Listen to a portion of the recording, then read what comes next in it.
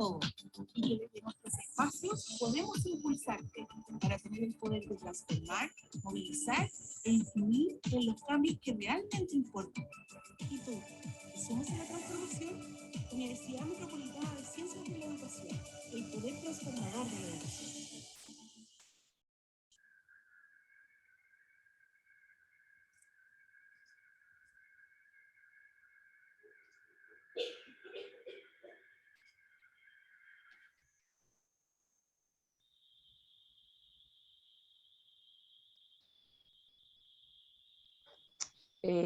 Cristina.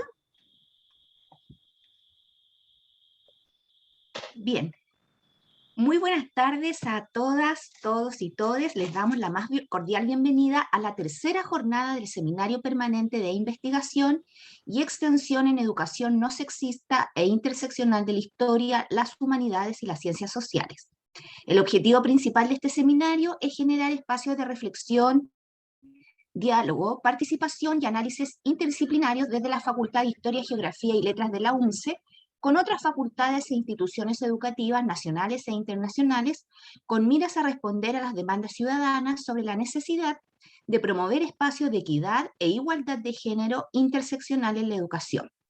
Por ello, el valor de contar con la participación de profesionales de diversos ámbitos, docentes de educación superior, docentes del sistema escolar, directivos y docentes de centros de práctica UNCE y también estudiantes de colegios y liceos de nuestro país, porque el sentido de transformar nuestras prácticas solo será posible en la medida que todos, todas y todes seamos partícipes de estos espacios de participación y reflexión colectiva. Como forma de organizar la sesión, les invitamos a dejar las preguntas en el icono establecido para ellos, mientras que en el chat será para decirnos de dónde nos acompañan. Al término de la presentación compartiremos un link para responder una breve encuesta y por temas de seguridad sus micrófonos han sido desactivados. Sin más preámbulos, dejo con ustedes a la gestora de este proyecto de investigación y extensión, la doctora en Historia, Ana Gálvez Comandini. Hola, buenas tardes, les saludo, agradezco su presencia en esta tarde calurosa, agradezco la presencia de Pamela.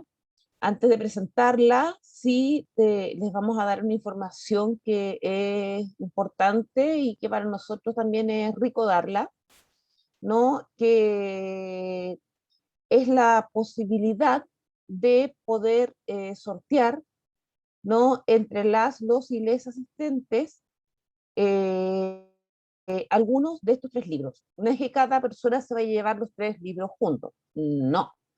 Puede optar a postular al sorteo de alguno de estos 3 libros. Que bueno, con mucho gusto vamos a repartir y sortear entre quienes participen. ¿Cómo participamos? ¿No?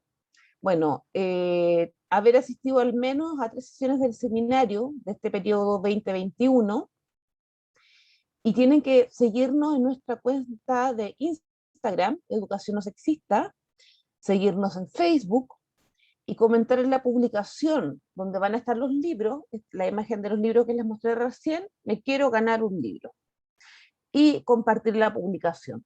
El objetivo, por supuesto, es aumentar el número de seguidoras y seguidores de la página, darle mayor difusión al seminario y también difundir, ¿no?, el trabajo de escritura feminista que se hace en Chile y que es tremendamente relevante. Los resultados del sorteo, para ponerle un poquito suspenso, los vamos a dar el próximo 25 de noviembre, la próxima sesión. Por tanto, es absolutamente necesario y fundamental que al final de la sesión responda la encuesta, no la encuesta final, porque la respuesta de esa encuesta nos va dejando a nosotros registro de los y les asistentes, entonces para poder incluirlo finalmente en el sorteo de los libros. Bien, sin más preámbulos, a continuación voy a dejar con ustedes a la profesora Pamela Caruncho Franco. Ella es docente investigadora en el campo de la filosofía y estudios de género. es doctora o candidata a doctora en estudios interdisciplinares de género del Instituto Universitario de Estudios de la Mujer de la Universidad Autónoma de Madrid, España. Es profesora de filosofía, licenciada en educación por la UNCE, así que también es de la casa, diplomada en género y cultura por la Universidad de Chile, magíster en educación. Ha ejercido docencia académica e investigación universitaria en Chile como en el extranjero. Ha realizado la coordinación de seminarios, organización de workshops y foros. Y sus temáticas, tanto en espacios públicos como privados, son epistemología feminista, violencia de género, salud de género y educación y género. Y estamos tremendamente orgullosos de tenerle hoy acá y agradecemos tu presencia, Pamela, y queda todo el espacio para ti, para tu presentación. Como lo hablamos, tienes 30 minutos para presentar y cuando ya se vaya cumpliendo el tiempo, yo te voy a hacer algún gestito para indicarte que ya estamos en el tiempo. Muchas gracias. Gracias a ti, Ana. Buenas tardes a todos, a todas y a todes. Voy a compartir pantalla para comenzar esta sesión. A ver, ahí sí. Bueno, como les dije, buenas tardes. Gracias por participar en esta sesión. Yo tengo una lectura y al mismo tiempo me apoyo con imágenes, por lo tanto voy a ir leyendo y apoyándome en las PPT, ¿ok? En pos del tiempo, que no me quede corta espero, siempre me pasa con la exposición. Así es que voy a empezar. Antes que nada, quiero agradecer a la UNCE, en la persona en particular de la doctora Ana Gálvez, amiga y compañera feminista, a quien tuve la inmensa suerte de conocer en el año 2016, en el Congreso de Historia que se realizó en la ciudad de Chillán, en la Universidad del Biobío. Participamos juntas en una mesa sobre mujeres pobladoras, prostitutas y militantes. En ese congreso sucedieron muchas cosas interesantes, y una de ellas, creo yo, es que con Ana, en particular, nos dimos cuenta de nuestra afinidad política en relación a los temas que trabajábamos, y eso ha ido construyendo una amistad que excede lo académico, y eso lo agradezco muchísimo, aún más en los tiempos que corren. También agradecer a la UNCE, mi alma mater, como bien dijo Ana, mi primera casa, la cual me recibió ya hace 21 años, cuando me licencié, ingresando a la licenciatura de filosofía, titulándome ya hace 21 años. De hecho, recuerdo que fue en primavera que defendí mi tesis de pregrado, cuya temática fue filosofía para niños, desde una perspectiva chilena, que realicé gracias a la guía y acompañamiento de la doctora Olga Grau, hoy día compañera y amiga, quien fue y ha sido mi mentora, una de mis primeras mentoras en abrirme la puerta, este gran océano y estas grandes teorías de las investigaciones en género y feminismo. Gracias a Olga, y por ello, a partir de ahí, inicié mis investigaciones en las temáticas de género y feminismo vinculadas con la filosofía, de ahí en adelante. Quiero recordar y agradecer a la UNCE, porque a pesar de todas las amenazas de desaparecer, la filosofía en particular, siempre amenazada, ¿no?, de desaparecer de los currículums, de las universidades, etc., en esa casa de estudio yo tuve la oportunidad de tener a grandes maestros como profesores y profesoras. Recuerdo en particular al profesor Humberto Giannini, quien con una generosidad extrema nos enseñó a filosofar, primeramente siguiendo las consignas de Kant, ¿no?, que es más importante filosofar que saber filosofía. Humberto Giannini nos enseñó cosas tan interesantes como Aristóteles, como pensar y reflexionar acerca del tiempo y el espacio, entre muchas otras cosas. Quiero señalar también que cuando yo estudié la carrera de filosofía en la UNCE, tuve muy pocas profesoras mujeres.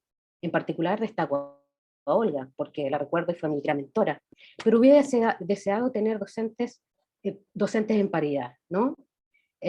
Tanto en igualdad hombres y mujeres, ¿no? Espero que esa situación al día de hoy haya cambiado y cambie en el futuro.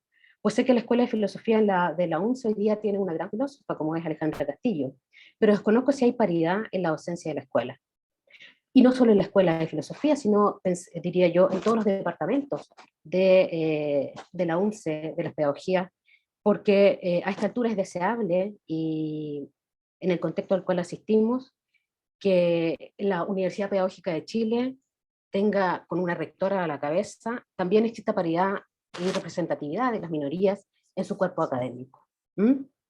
Con todo, nuevamente agradecer a la Facultad de Filosofía y Letras, a la Facultad de Historia y Geografía, a las diversas unidades docentes que hacen posible este seminario tan necesario y urgente, titulado Educación no sexista, y en particular también a la unidad de género, que sé que ha potenciado muy fuertemente las acciones en la UNCE. ¿Mm? Comienzo entonces. Quisiera comenzar con esta decidora foto, que es del año 2018, y dice así: si bien el mayo del 2018, aquel despertar feminista por parte de las estudiantes de diversas universidades de todo el territorio, de norte a sur, de este a oeste, clamaron por una educación menos segregada, paritaria y sin violencia de género, en las aulas y en los espacios universitarios. Violencia ejercida por años, por años amparado en un sistema patriarcal y androcéntrico que se resiste a morir y da estertores violentos, dañando a muchas personas en el camino y a generaciones que han puesto todas sus esperanzas y convicciones de que las cosas pueden y van a cambiar. Para ello se exigió protocolos de actuación en relación a la violencia de género en las aulas, en los campus, se exigió unidades y direcciones de género en todas las UES del CRUD, se solicitó personal preparado y atento a la reaccionaria respuesta de algunos de sus integrantes. Basta recordar esta foto del Consejo de Rectores del año 2018. Si miramos en esta fotografía, todos ellos son varones, todos con ternos grises y negros, todos mayores de 60 años. Han pasado 3 años de la revuelta feminista que presidió a la revuelta social de octubre del 19. Siempre, y eso lo pueden corroborar las compañeras historiadoras, la historia y los movimientos sociales son allanados o posibilitados por movimientos de mujeres. De eso hay mucha información en los archivos feministas, y podemos observar cambios en las universidades públicas chilenas. Lamentablemente, estos cambios van a un ritmo bastante lento, pero se mueven. Las resistencias son muchas, y la excusa burocrática, así como las peleas internas entre los grupos mayoritariamente masculinos que se disputan el poder para sí al interior de las universidades, no ha impedido que hoy, por ejemplo, tengamos 3 rectoras en el Consejo de Rectores y sea precisamente la UNCE donde se encuentra una de ellas. La tarea no será fácil, pero de este humilde lugar epistémico quiero hacer llegar a la rectora Elisa Araya de la UNCE estas palabras de apoyo y aliento, pues confiamos en que es necesario y urgente realizar cambios en las instituciones universitarias.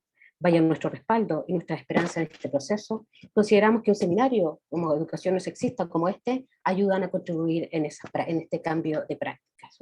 ¿Mm? Quisiera comenzar también con un comunicado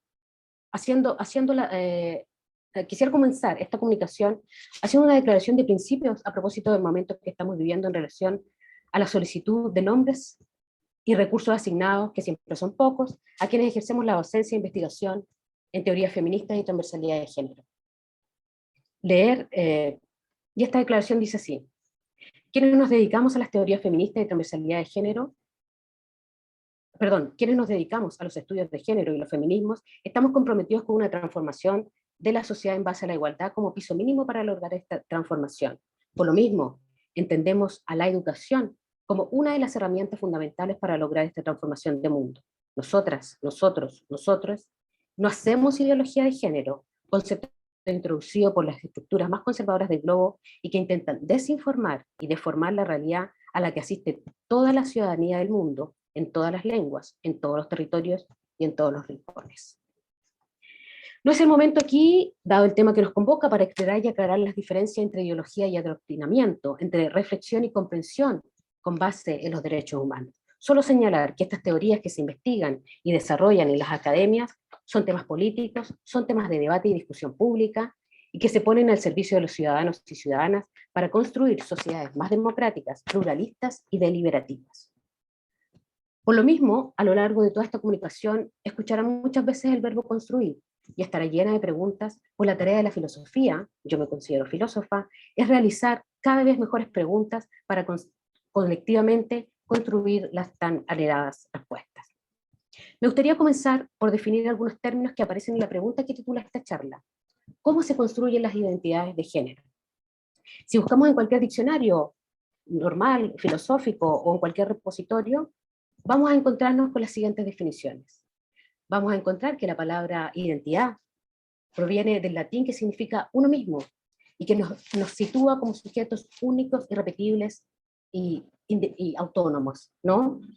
Sin embargo, esta palabra tiene una dualidad, porque si bien nos hace identificarnos y se nos percibe como una persona única y irrepetible, al mismo tiempo se nos identifica en un colectivo, en un grupo, una identidad tal o cual, ¿no?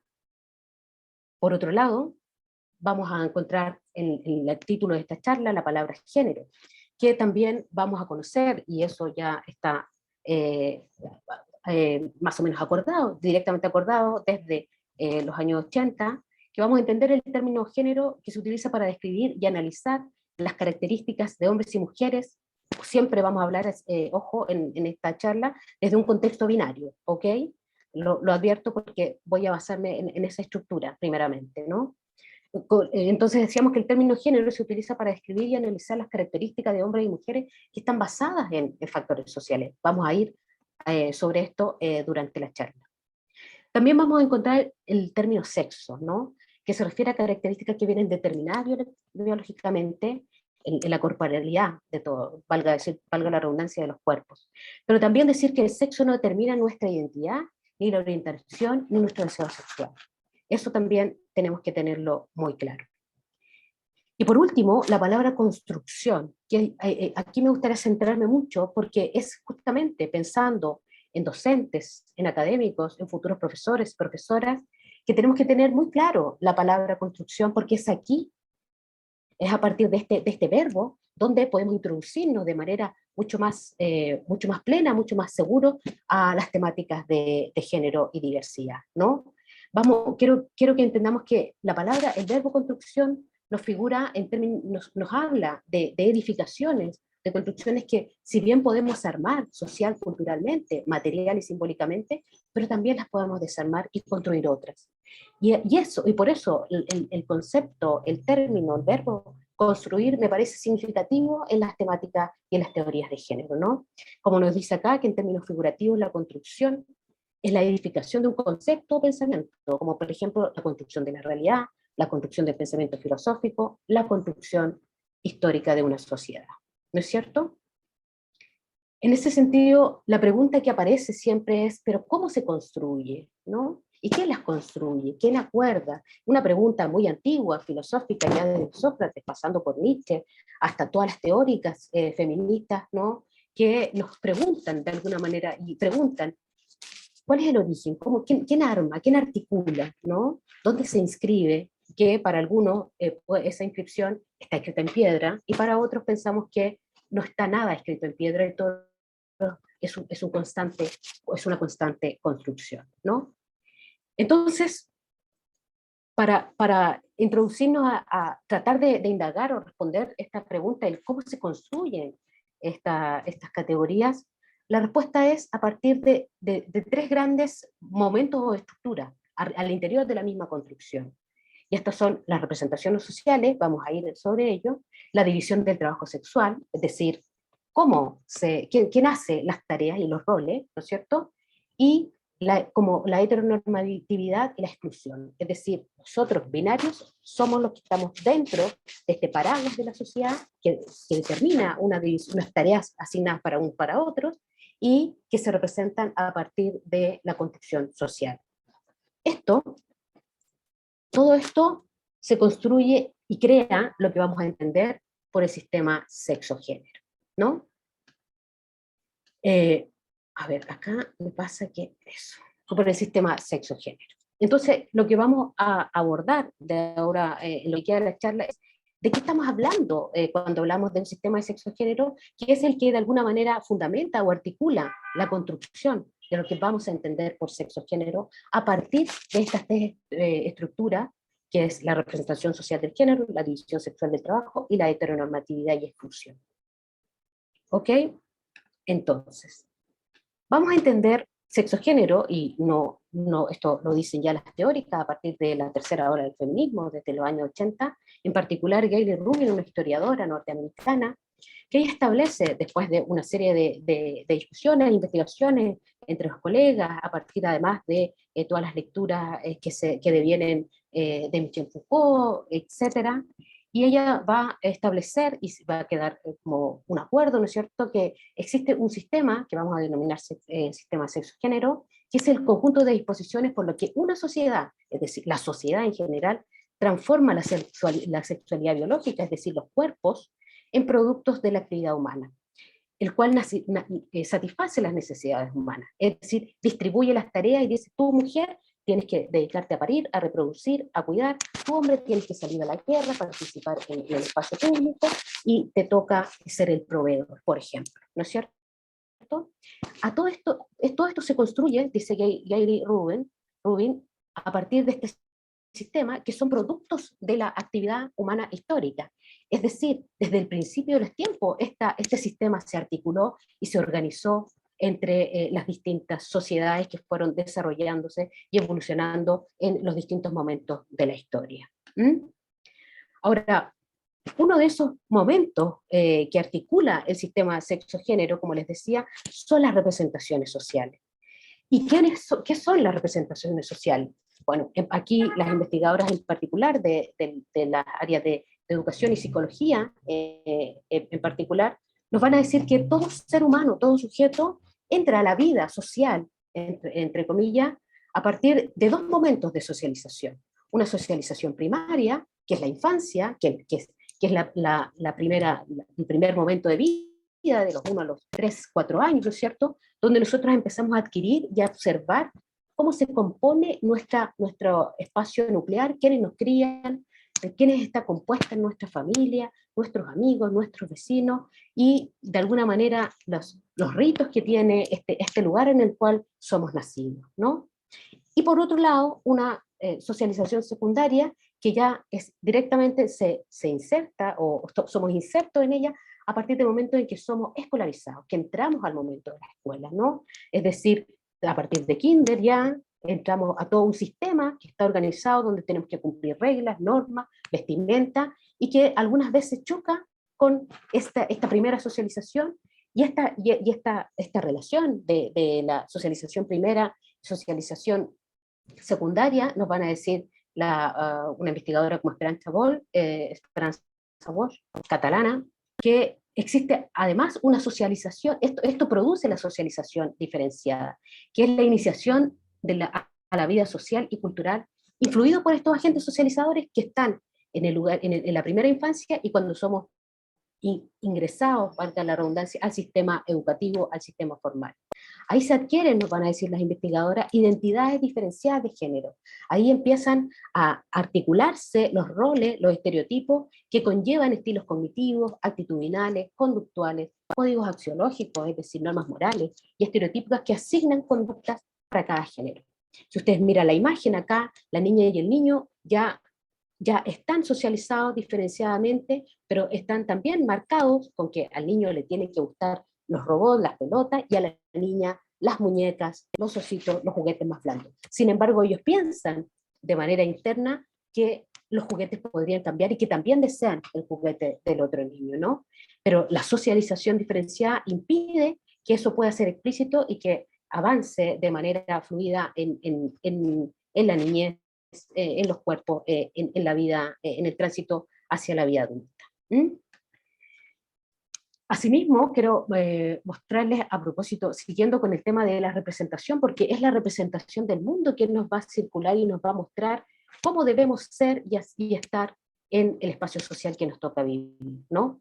En particular, les dejo acá el link de una artista visual coreano, que se llama Jong Mei-jung, que tiene un proyecto muy interesante que se llama Pink y Blue, que él fotografió a niños coreanos desde la primera infancia hasta su juventud y su adultez ya, y va mostrando cómo se reproducen, cómo los cuartos, los dormitorios de los niños se va de alguna manera estereotipando o indicando a través de los colores y el tipo de juguetes, el ser y hacer de cada niño, ¿no?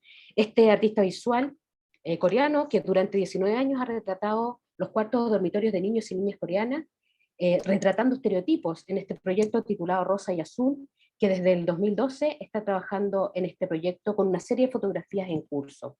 En esencia, el proyecto de Pink and Blue explora cómo la identidad de género está formada en parte por los bienes de consumo dirigidos a niñas y a niñas, sin mencionar a sus padres.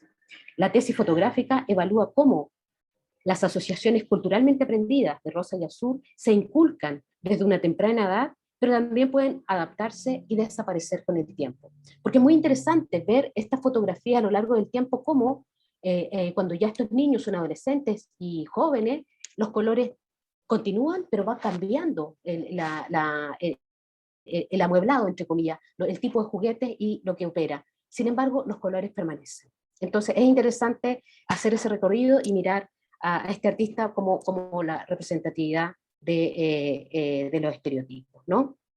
En ese sentido, las representaciones sociales y los estereotipos de género es lo que comúnmente, o el sentido común va a decir que se va a designar como una representación de sentido común, es decir, el rosa para las mujeres, el azul para los hombres, y esto va enmarcando y va marcando, valga la redundancia, un tipo de conducta, de cómo debe ser un hombre y una mujer en una sociedad tal o cual, ¿no? Se orienta y se orientan hacia la comunicación, la comprensión y el dominio del entorno social. Es decir, los hombres tienen que ser, esto es un estereotipo, ¿no es cierto?, más agresivos, dominan la palabra, son más espaciales, los hombres aprenden a conducir vehículos más rápido, porque siempre son arriesgados, se les expone desde pequeños al espacio, a la espacialidad. Sin embargo, las niñas, que son más cuidadas, se las impone a un espacio más resguardado, más cuidado, con juguetes blandos. Por lo tanto, por eso también la lateralidad es más lenta o es más larga, entre comillas, de aprendizaje para las niñas, etcétera, porque tiene que ver con el dominio y el entorno social, y que desde la primera infancia, con los juguetes y con el deber ser, lo instala estos tipos de representación social, ¿no? También quería mostrarles a una diseñadora, artista visual china, que se llama Yan Liu. Ustedes pueden mirar, esto está todo en la red. Tiene un texto, un libro que se llama Hombre y Mujer cara a cara, y ella ha sintetizado de alguna manera en estos pictogramas los estereotipos de género asignados por la cultura. Ella es china, por eso lo pongo, porque los estereotipos que ella instala, lo que pone, siendo China, no varía mayormente desde este lugar en Occidente o en el hemisferio norte o en el sur del mundo, ¿no? Es curioso cómo estas representaciones aparecen en todo el globo y son ya de manera universal, ¿no? Los estereotipos, y cómo se tienen que mostrar y asignar, cómo las mujeres en particular y los hombres tienen que ir adecuándose y adaptándose a los estereotipos que va entregando la cultura. Si ustedes se fijan acá, esto es muy claro. Si un hombre publica que tiene muchas conquistas, ¿no es cierto?, que es muy canchero, entre comillas, ¿no?, y la realidad es otra, eso está muy bien visto y es aplaudido por una sociedad, sobre todo patriarcal y machista. Sin embargo, cuando esa misma acción la hace una mujer, está marcada negativamente, y esta mujer entonces tiene que silenciar sus experiencias sexuales, que son muchas, y decir que prácticamente ha sido muy poca esa experiencia. Entonces, esta diseñadora pone son 14 pictogramas, imágenes muy representativas de lo que la cultura nos va mostrando y nos va asignando. Lo vemos claramente, la publicidad, los hombres cuando se miran al espejo, hay una belleza universal, corpórea. Sin embargo, las mujeres, que aunque ya están bien en su corporalidad, siempre se ven o más gordas, o falta algo, o siempre, bueno, aquí aparecen todas las enfermedades asignadas con el tema del cuerpo a las mujeres que arrancan de muy temprana edad. Pero se fijan que también, insisto, son las representaciones culturales, y es la cultura la que va de alguna manera moldando y empujando este deber ser hombre y deber ser mujer en esta estructura que hemos llamado sistema sexo-género. Entonces, ¿qué es lo que pasa con este sistema sexo-género? Aparece aquí el tema del poder, ¿no? Y las distintas autoras nos van a decir, mira, estas asignaciones, estos estereotipos de ser de una manera para las mujeres y ser de otra manera para los hombres, cuando no se pueden cruzar esos tipos de ser o no se pueden modificar, se produce una disputa de poder y de control desigual sobre los recursos simbólicos y materiales entre hombres y mujeres, ¿no?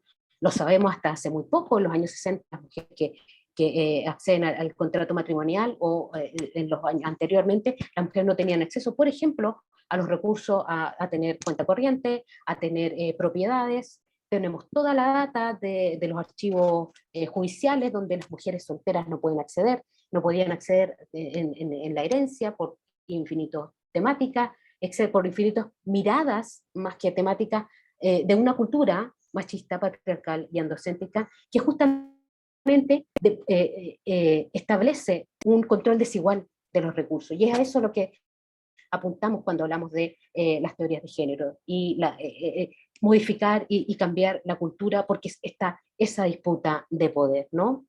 Y esta asignación dicotómica entre lo masculino y lo femenino, lamentablemente siempre ha producido una desvalorización hacia las mujeres. Ya durante todo el siglo XX, y en particular a partir de los años 50 del siglo XX, pienso yo, Simone de Beauvoir, que establece ahí, ella en el libro El segundo sexo nos muestra y explica cómo la desigualdad o la condición de falta de acceso a los recursos deja a la mujer en la consigna del título de su libro, ¿no? El segundo sexo, es decir, rezagadas, disminuidas, no accediendo al derecho en plenitud.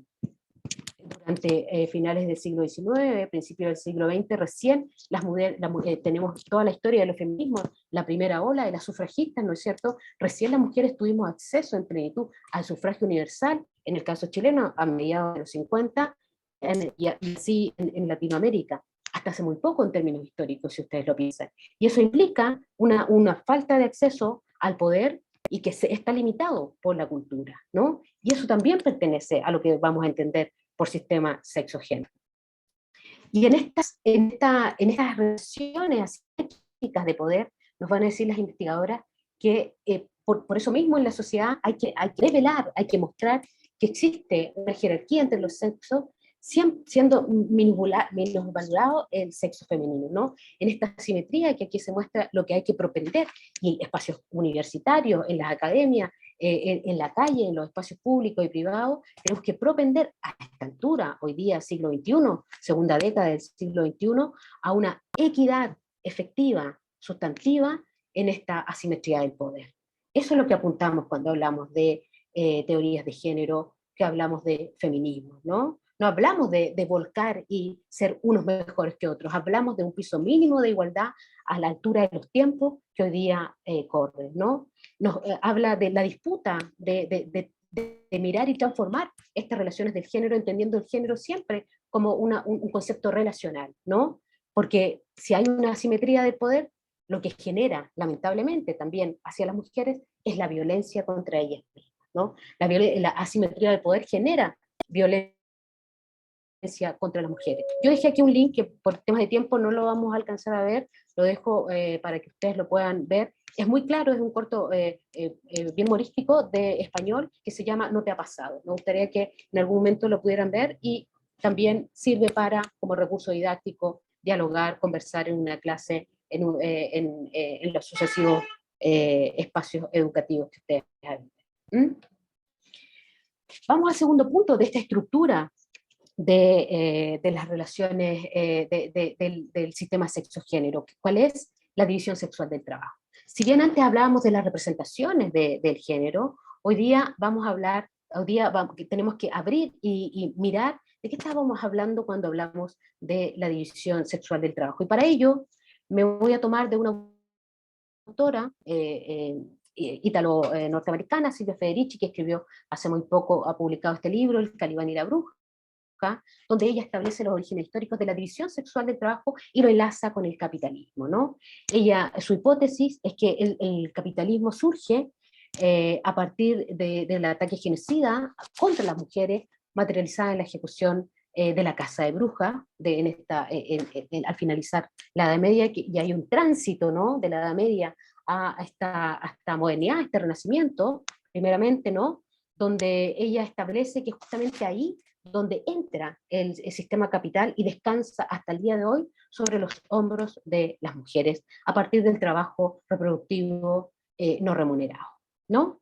Entonces ella hace toda una reconstitución importante de la presencia de las mujeres en la economía urbana de la Europa medieval, ¿no? Nos habla de la división del trabajo productivo y reproductivo y establece esta hipótesis. Nos dice que la devaluación del trabajo de las mujeres, e incluso en caso, bueno, la devaluación de este tránsito del sistema feudal hacia el sistema moderno, generó bueno, la prohibición del acceso a ella, digamos, al espacio público propiamente tal, aumentó, entre otras cosas, la prostitución como fuente de ingreso, esto claramente marcado, claramente castigado durante el periodo precapitalista, y ella da cuenta de que esta gran casa de brujas no fueron brujas, entre comillas, fueron mujeres que querían acceder a una economía, a tener una cierta autonomía, a través de los medios de la naturaleza, a través de grupos cooperativos que ellas empezaron a iniciar a través de recursos de las tierras, y al ejercicio de la prostitución, que también fue altamente castigado. Todo esto se privó y se cortó a partir de, con la transición al mundo capitalista, nos va a decir Silvia Federici, ¿no? Y entonces ella nos va a decir que la acumulación originaria, es decir, el capital, requirió la destrucción del poder de las mujeres, y aquí agrego yo, en el espacio público. El acceso era el momento para que las mujeres aparecieran en el espacio público sin miedo, contenidas, respaldadas, para avanzar hacia una modernidad y luego un mundo contemporáneo mucho más efectivo, que no fue sino, y hoy día lo vamos a ver después, la Revolución Francesa y todo lo que vino más allá, luego que no estaban tampoco incluidas cuando sucedió la Revolución Francesa, a pesar de que participaron activamente, ¿no? Entonces, continuando con Silvia Federici, nos va a decir que esta aniquilación de las mujeres, tanto en Europa como América, surgió a partir del exterminio de brujas, pero entendiendo el concepto de bruja como son las mujeres, es ese cuerpo reproductivo, ese cuerpo hacedor, entre comillas, que había que contenerlo, que había que reprimirlo, que había que restarlo al espacio doméstico, ¿no? Es decir, había que controlar. Entonces, en ese sentido nos va a decir, y con esto termino la tesis de Federici, que ella nos habla que el fin de las economías de subsistencia advienen a un régimen monetario, hay una devaluación del trabajo doméstico, una naturalización ahí del trabajo reproductivo, por lo tanto el trabajo reproductivo no es pagado, y aquí es donde la tesis fuerte de Federici es sobre estos hombros, y de ahí en adelante, que esta naturalización del trabajo productivo como no pagado es donde descansa el capital. Por lo tanto, capital y patriarcado se trenzan para producir y reproducir el salario masculino como instrumento para gobernar y sostener el trabajo de las mujeres. Ya me queda muy poco tiempo, lamentablemente. Solamente voy a enunciar acá el poder diferencial, dejo unos links también, que en los trabajos que han hecho la Fundación Sol, a propósito de lo mismo que estamos hablando, que el tema de la economía y los recursos, tanto para hombres como para mujeres, el trabajo reproductivo no es amor, es trabajo no pagado, que puedan acceder. Es muy interesante porque esto nos da cuenta de la división sexual del trabajo. Y avanzando rápidamente, con los pocos minutos que me quedan, el último elemento de este sistema sexo-género es la heteronormatividad y la exclusión, donde por eso al principio voy a hablar de binarismo, porque justamente el sistema sexo-género nos habla de hombre y mujer en esta construcción binaria para la reproducción y producción del hacer, y excluye, por lo tanto, a toda la diversidad, a todos los cuerpos otros, a todo aquello que no es binario en la comprensión universal. Siguiendo con Rubin, ella nos habla aquí a partir de un artículo en Placer y Peligro de Carol Vance, nos dice tenemos que hablar de sexo, ya hemos hablado mucho de género en el año 86, y ya a partir de Foucault, que nos dice que el sexo ha definido la sexualidad como un dispositivo histórico, tomando toda esta historiografía. Las historiadoras norteamericanas, europeas y latinoamericanas van a empezar a pensar nuevamente de qué estamos hablando cuando hablamos de sexo en esta construcción sexo-género, ¿no? Y nos van a decir que la sexualidad también es un producto humano, nos van a decir, es una construcción histórica y por lo tanto es un tema político que hay que llevarlo a lo público, ¿no? Autoras como Wittig nos dirán que además el sexo es una categoría política opresiva y violenta cuyo fin es naturalizar la diferencia sexual. De nuevo, las mujeres a la reproducción, los hombres a la producción, ¿no? Ellos sementales, ellas expectantes, esperando el momento de la reproducción, ¿no es cierto? Entonces, acá nos dice Wittig y muchas otras autoras que se establece también un pacto social del sexo, una naturalización como esta binariedad que reproduce y mantiene este sistema sexo-género. Pero a partir de los 90 y un poco antes surgen autoras que nos van a decir, pero a fin de cuentas, ¿de qué hablamos cuando hablamos de sexo? ¿Y por qué se excluye a otros cuerpos que no tienen esta binariedad, ¿no? Y entonces se pone en cuestión la categoría de género como algo natural, y nos dice aquí Butler en particular que hay que examinar críticamente esta construcción. Por eso les decía que el término construcción, el verbo construcción, para entender las teorías de género y toda esta construcción, estas explicaciones, hay que tenerlo muy en cuenta. Y nos va a decir Butler, ¿no es cierto? No se trata de negar la biología sin más, sino que sacar a la luz todo el entramado que implica este saber y poder que se articula en torno al sexo. Aquí nos va a hablar de una performatividad de género y sexo. En rigor, la performatividad nos va a decir de manera muy gruesa, muy sencilla, que también es una repetición y es un dispositivo de poder social y político, tanto para entender el género y sexo, para mantener a la sociedad binaria en un control permanente, ¿no? Por último, el sexo, nos van a decir las autoras, no debe entenderse como una matriz natural, al igual que el género. Por lo tanto, es una ficción que no inscribe nuestra identidad. Y esto lo tenemos que tener muy claro, sobre todo los docentes, sobre todo quienes ejercemos la educación, porque nos enfrentamos a estudiantes, a sujetos diversos que no tienen, que están muy marcados por estas representaciones, estas identidades que creen que son fijas y se anclan para siempre, ¿no? Por lo tanto, no puede haber identidad sin sexo, es cierto, pero también hay una búsqueda y una resignificación a partir de el constructo social de la identidad, ¿no? Por último, yendo ya al tema científico, investigadores como Fausto Stern nos va a decir que tras largas reflexiones, ella es una médica científica, nos va a dar cuenta de manera documentada y con evidencia, con toda una data, que no existe solamente dos tipos de sexualidad, dos tipos de sexo. Ella descubre que hay al menos, por lo menos 5 tipos de sexualidad que se articulan entre lo femenino y lo masculino. Y esto es lo que hoy día conocemos como los cuerpos intersexuales. Y en ese sentido, los y las docentes tenemos que estar absolutamente informados y abiertos a este tipo de información. Para finalizar, y con esto ya cierro, así como el sistema sexo-género es una construcción, insisto en ese término, podemos deconstruirlo y crear otras figuras posibles, ninguna excluyente, ninguna suprema, ninguna marginal, ni ninguna central, ¿no? Intentar sobre todo entender y comprender que toda idea o construcción social construcción es social y colectivamente construida, y deconstruida al mismo tiempo. Hasta aquí dejo mi presentación, les agradezco su tiempo y les invito a reflexionar. Muchas gracias. Muchas gracias, Pamela. Tremenda presentación. Tu capacidad de síntesis para poner todas estas grandes temáticas. Son demasiadas cosas. Ha sido espectacular. Les invitamos a dejar sus preguntas o comentarios, ¿no?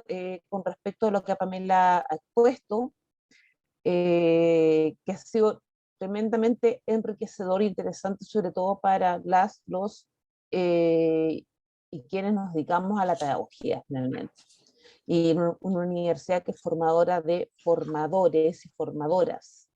Bien, hasta el momento, Pamela, solo tenemos aplausos y felicitaciones. Maravillosa presentación, muchas felicidades desde Desde México. México, Claudia, sí, una Eh, gran amiga, muchas investigadora de gracias, la UNAM. felicidades. Sí, así que bueno, eh, acá Daniela Pañinao dice, es fuerte, porque claro, desde kinder el delantal azul niños, delantal rosa para niñas, Exacto. ¿no? Ujú. No, fíjate tú Y las maternidades, yo hoy día entiendo que tienen más colores, pero también los regalos a los recién nacidos, si tú regalas colores verdes, amarillos, las familias, ¿no? En general hay una apertura de ojos, y dice, pero ¿por qué? Si es una niña, un niño, bueno, cambiemos empecemos desde el inicio, desde el minuto cero, ¿no? A hacer estas modificaciones. incluso antes de nacer, dice María Exacto, Ángel, exacto. claro. Ujú. Por ejemplo, pensando en esta cosa de los recién nacidos, ¿no? A las niñas se nos marca muy tempranamente perforándonos las orejas. Ahí Exacto. dice justamente, nos ponen aros, Sí, ¿no? sí. No, y las generaciones anteriores, esto es muy naturalizado, ¿no? Sí, Y se va como anclado en un concepto de tradición, malamente entendida la tradición, ¿no? Y la tradición, lo peor que tiene la tradición es que si tú preguntas quién lo instauró o cómo se instauró, siempre parece, es que siempre ha sido así, pero no encuentras el origen. Y si lo encuentras y lo empiezas a develar, aparece todo este movimiento telúrico que no es menor para muchas personas, ¿no? claro. Daniela Pañinao también dice, pelo largo en hombre es desorden, y en mujeres pelo corto es una mujer poco femenina, Exacto. donde lo femenino engloba cánones y estigmas incumplidos, ¿no? Ahí el profesor Jorge está dejando la encuesta para que la respondan antes de irse, para que puedan participar en el tema de los libros. Eh, entonces, todo esto que están mencionando acá, Daniela, Cristina, ¿no? Tiene que ver con lo que tú hablabas de la performatividad. Exacto, A lo mejor exacto. te puedes playar un poquito más en eso ahora. Ah, mira, que bueno, voy a recurrir a la imagen porque me parece interesante hablar de esta performatividad que instala Butler y que de alguna manera en rigor nos dice, o podríamos entenderlo, como esta suerte de repetición, ¿no? Nos va a decir Butler que lo performativo es esta repetición ritualizada, es decir, lo que decías tú, los aros que nos ponen el pelo largo para las niñas, actos que acaban naturalizándose, que en rigor devienen de una repetición permanente que entendemos como tradición en algunas sociedades, produciendo la ilusión de lo que te decía, que siempre ha sido así, de la esencia, de que así fue, así será y así debe ser, ¿no? En esta muy categórica esta asignación. Por lo tanto, esta performatividad que nos va a decir Butler es básicamente una repetición, no es un anclaje permanente, ¿no? Todo el repertorio de gestos corporales que obedecen a un estilo, estereotipos para hombres para mujeres. Las niñitas se tienen que sentar con las piernas cruzadas, usar ciertos vestidos, moverse de distinta manera. Una mujer que se ríe fuerte, que no es una buena mujer en términos culturales y sociales, ¿no es cierto? Un chico que mueve con sus rodillas más juntas, mueve sus caderas también, está señalado y asignado y es violentado por el resto de los demás varones, ¿no? Entonces, la performatividad también se ocupa inclusive de nuestros gestos, de nuestras miradas, de nuestras formas de ser y hacer, ¿no? Y por lo tanto nuestra identidad.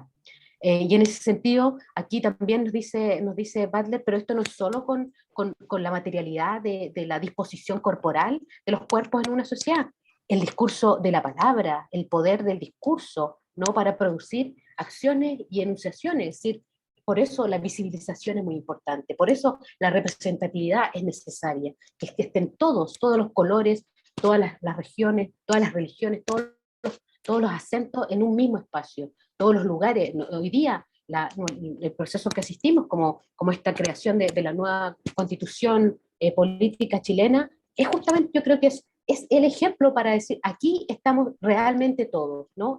Hay representatividad de los habitantes de este territorio. Nos faltaron obviamente el pueblo afrodescendiente y la población migrante, pero están, van a estar incorporados también en esas lecturas, en esas disposiciones, porque el discurso, lo que dice, lo que produce, aquello que se enuncia, no es menor y crea realidad, ¿no? Por lo tanto, el discurso sobre la sexualidad también marca las identidades sexuales y la identidad de género. La performatividad del lenguaje, nos va a decir Butler, como una tecnología, como un dispositivo de poder social y político. Por ejemplo, que los hombres, como tú también lo comentabas en la primera charla sobre el sexismo en los textos, ¿no? Que los hombres son más violentos, las niñas son más cotillas, les gusta más copuchar y estar, por lo tanto, en los espacios, se reúnen en los espacios de aula. Si pensamos hoy día, cualquier escuela pública y privada, de primaria o secundaria, quienes usan la cancha de fútbol, ¿no? Quienes están al centro y quienes están por alrededor de la cancha.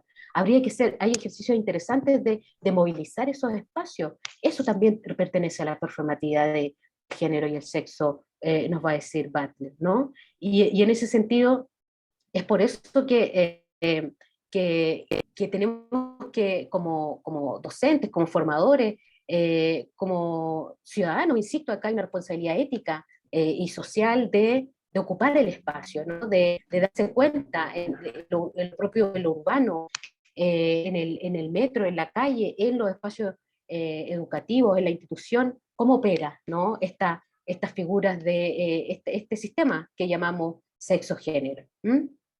Entonces, en ese sentido, creo que es importante, por eso cuando la pregunta es, cuando decimos de qué hablamos, cómo se construyen estas identidades sexo-género, bueno, así, mira, hay un sistema que va marcando y que va señalando y que va estigmatizando estereotipos, marcando estereotipos que son muy nocivos, muy dañinos hoy día para mucha población, lo han sido a lo largo de la historia, tenemos mucha biografía de eso, y lo son para hoy día los niños y niñas, para la población trans y para los niños que van a venir.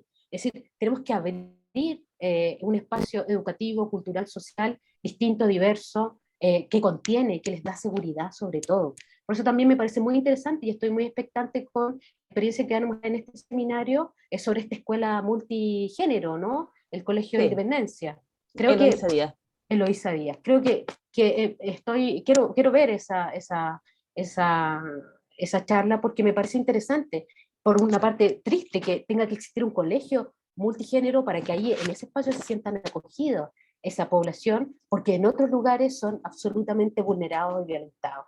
Y yo lo he visto como profesora, que los apoderados en distintos niveles tienen mucho miedo cuando sus hijos asumen y asumen una identidad a otra que no está asignada por este sistema sexo-género.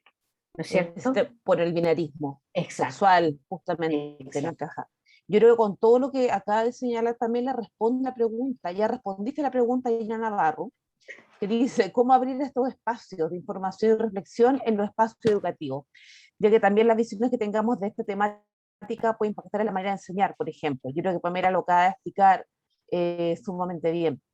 Daniela Pañinao dice, claro, lo mismo de las brujas, cuando a nosotras nos van a decir que eran mujeres revolucionarias y querían hacer un cambio, pero las pintan como mujeres con maldad y que comían niños y que hacían pacto con el demonio y que tenían orgías Exacto. con el demonio, etcétera, ¿no? Claudia Gómez pregunta, ¿cómo podemos llevar a los currículos educativos todo ello? ¿Cómo ves tú el sistema educativo en ese sentido? Si pensamos que hay mucha resistencia a la educación sexual, por ejemplo. Claro, yo creo que ahí hay un punto no menor. Nosotros, la falta de educación sexual, hoy día tenemos una alta tasa de población muy joven con VIH, por ejemplo. Tenemos una alta tasa de población que tiene enfermedades de transmisión sexual de la cual no se ha enterado y sigue contagiando, ¿no es cierto? Porque la pregunta es, ¿dónde aprenden sexo y sexualidad nuestros estudiantes? Y Latinoamérica, en Chile en particular, los intentos que se han hecho han sido detenidos por políticas públicas conservadoras, ¿no? Por políticas públicas que tratan de contener cuestiones que a esta altura, como yo lo leía en la declaración primera, que no son posibles de conversar y sostener argumentativamente. Yo recuerdo en los años 90 las COCAS, que fueron una gran iniciativa, que se detuvieron, y esto implica que la generación que no tuvo ese tipo de educación sexual en aula, porque también tenemos que entender y acordar que el cuerpo docente no se siente muy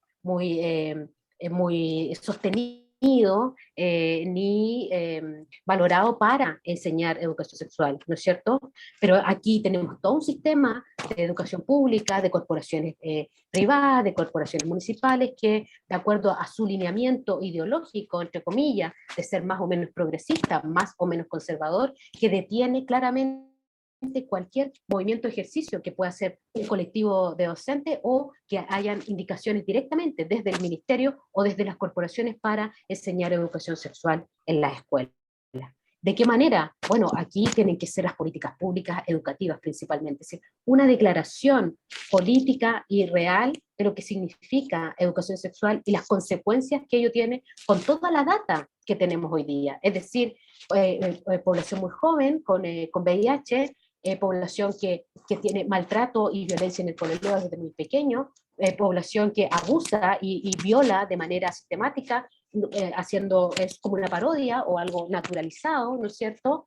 Y llegar a todo, y eso tiene, pero eso tiene que pasar por una declaración de país, una declaración ministerial y que vaya bajando a los distintos espacios. Yo tengo la secreta esperanza que hoy día la población que está educando, independiente de su edad, está absorbiendo y está escuchando una serie de peticiones y se está abriendo poco a poco a esa distancia. Por cierto, hay una población de docentes que se resiste, pero cada vez van siendo menos, ¿no? Y yo creo que también hablamos de comunidades educativas, de hacer comunidades de aprendizaje al interior de los colegios, experiencias transversales, conversar más entre los distintos, separar, o sea, los de ciencia acá, los de humanidades acá, los de a partir de ahí, por ejemplo, enseñar educación sexual, enseñar teoría de género, enseñar ciudadanía real, enseñar política pública, ¿no? Yo conozco acciones muy significativas, pero acciones muy de gota que lo hacen profesores con sus propios profesoras y profesores desde su propio interés y voluntad y energía, que se agradece mucho en aulas de escuelas básicas, secundarias, que algunas son valoradas, otras no, pero aquí tiene que haber un movimiento ya desde arriba a que vaya bajando, porque las bases ya lo da, lo habla. Y también tenemos que considerar nuestros padres y madres, ¿no? O sea, claramente hay padres y madres que no quieren que a sus hijos en las aulas, un niño de tercero básico, le hablen de sexo, de vagina y pene, ¿no? En tercero básico, cuando los niños ya están viendo pornografía, que eso también está documentado, ¿no? Entonces, cómo también convivimos y conversamos con la resistencia de ciertos padres y madres, donde además toda la información y la experiencia nos muestra que los abusos, sobre todo los abusos sexuales, suceden en los hogares con familiares cercanos, con tíos, con amigos. Es ahí donde se produce el abuso principalmente.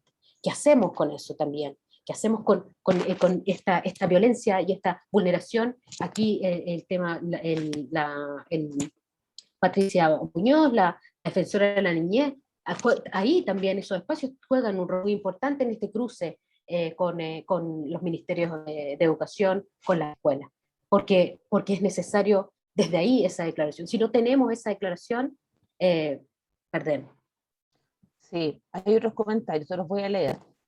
Bueno, dan gracias por la charla, dicen hay que seguir reflexionando para provocar un cambio. Se me congeló.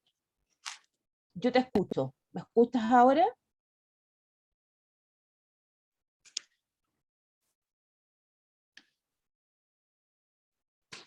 Pame, ¿me escuchas? Se nos cayó la Pame. Sí, te escucho. Bajé la cámara porque estaba muy inestable la conexión. Perfecto. Bueno, dice, hay que seguir reflexionando para provocar el cambio de las mentalidades en las entidades educativas. Hay que fisurar el disciplinamiento heteronormativo, ¿no? Yo creo que eso es fundamental. Desde los contextos escolares que discrimina y excluye a las diversidades y disidencias. Otro comentario, en las escuelas hay muchas barreras y prejuicios, y recordemos que la mayoría del profesorado en aula somos mujeres. Y respecto a la sexualidad, dice, claro, que Exacto. la medicina hasta el día de hoy vas a entender que realmente no somos pares. El método anticonceptivo que menciona Daniela, arriba Daniela estamos hablando sobre sexualidad, que tú ya respondiste un poco a lo que ella preguntaba. El método anticonceptivo que menciona Daniela es un ejemplo claro. Le echan la culpa a los cuerpos gestantes y no al ser, que puede fecundar los 365 días del año, ¿no? O sea, la responsable de la Siempre son las fecundidad mujeres. somos nosotras, que ovulamos cada 21, 28, dependiendo del ciclo cada una, ¿no? Y no a los sujetos que pueden fecundar los 365 días del año. Exacto. Y eso es educación sexual. Falta educación sexual. Paritaria, igualitaria para todos y todas, ¿no? Así Y es. para los cuerpos disidentes, para que entiendan que hay cuerpos disidentes, que hay biológicamente hay cuerpos transexuales, que han Así nacido es. de esa manera, ¿no? Y que la medicina se encarga de cortar inmediatamente al momento de ser nacidos, pero esos cuerpos de alguna manera implosionan ya en la temprana edad y otros muy mayores. Este cuerpo no me pertenece, no era así. Y eso lo data la ciencia. ¿Sí? No estamos hablando aquí de figuraciones excéntricas, sino que con la empiria en mano, con la evidencia. Sí. Hay una película argentina que habla sobre toda esta Ah, sí, de construcción Lucía Puenzo, XXI, XXI, exacto, que yo muy interesante. la recomiendo, la van a ver Sí, acá, XXI. Es una película muy, muy buena que refleja muy bien lo que estaba hablando Pamela sobre la relación entre género, sexo, sexualidad e identidad, ¿no? Linka Puenzo, dice, pone la directora. Excelente ponencia, bueno, ya estamos en el horario de cierre. Yo le agradecería al profesor Jo si puede volver a poner el link de la encuesta para que nuestras invitadas la puedan responder, ¿no? Y darle las gracias a Pamela porque fue una excelente exposición. Vi que mis tesistas de pregrado están acá, así que espero que hayan tomado nota, porque todo esto es fundamental para la tesis que ellas están haciendo, que son cuestionamiento a los escritos de historia en los textos escolares, ¿no? Cómo se nos representa a las mujeres. exacto. Y tú Qué bueno. fuiste Sí. clarísima en explicarlo, ¿no? Así que muchas gracias. Por supuesto tomamos nota, dice Francisca ahí. Y todas dicen No, gracias, gracias a Pamela. ti. Gracias a ustedes, al equipo, les agradezco enormemente, me gusta mucho pensar en la UNCE, ¿no? Habría sido muy interesante presencialmente volver al campus. Yo no he ido a la UNCE ya hace como 20 años, y tengo bonitos recuerdos. Como inicié la charla, creo que ahí, que es una universidad potente, que sale gente muy notable, y que yo en particular tuve la oportunidad de tener grandes maestros y maestras, y agradezco también a ti, como lo expuse, nuestra amistad, nuestra alianza feminista que va más allá de lo académico. Así es que muchas gracias, y muchas gracias al equipo de ahí de la UNCE. Angélica Marín, No, le mando un abrazo también. sí, está acá la Angélica Marín también. Un gran aporte y gran valor, nuestra directora de la Oficina de Género y Sexualidades de la UNCE. Sin duda, Un sí. gran apoyo, ha sido un gran apoyo para este seminario también, la Angélica. Sí, sí, es que Sí, tenemos que trabajar, trenzar todos los hilos, y hacer una gran red, incorporando a todas, a todos y a todos, porque esto no se trata, insistimos, el feminismo no es esta mala prensa de ellas contra ellos, no es lo vulgar, no banalicemos esta discusión, esta teoría, no es una ideología liviana, barata, es una teoría de transformación cultural y finalmente de paz social, si lo quiere. Porque cuando nosotros educamos a la población en teoría de género, bajamos los niveles de violencia, distribuimos mejor las tareas, tanto públicas como privadas, entregamos mejores garantías de ser y estar en la calle para hombres y mujeres, para disidencias. Es decir, transformamos de manera efectiva y sustancial la sociedad. Y hacia allá Eso es lo que queremos todas y todos los que estamos acá, ¿no? Para allá queremos Exacto. caminar. Muchas gracias, Exacto. Pame. Te voy a pedir que no te desconectes todavía. Ya, porque ok. los que estamos, los del seminario acá, queremos conversar Perfecto. contigo finalmente. Ningún Entonces, problema. bueno, nos despedimos de nuestros y nuestras asistentes. Muchas gracias. Y nos vemos en la próxima sesión, que va a ser el 25 de noviembre. Lo voy a anotar acá, ¿no? Donde Teresa Valdés va a hablar de... Mira, el Día Internacional de la sí, lucha contra la violencia. Interesante. y cae justamente el 25 de noviembre, día icónico del Claro. Día de la Lucha contra la Violencia de Género. Así que Sí. muchas gracias a todas, todos y todes. Que estén muy bien. Chao, gracias a todos por escuchar a todas y que tengan buena tarde. Ahí el profesor Jo nos puso... Ya, el profesor Jo, ya estamos... no, todavía no.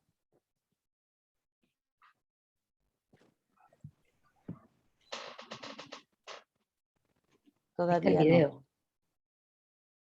Sí. Recuerden el sorteo para la próxima sesión del mes de noviembre, seguir nuestras redes sociales, seguir nuestras publicaciones, que en la próxima sesión ya vamos a hacer el adelanto pascuero de nuestro seminario. El adelante Pascual del seminario, sí es. Qué bien. Pero es un solo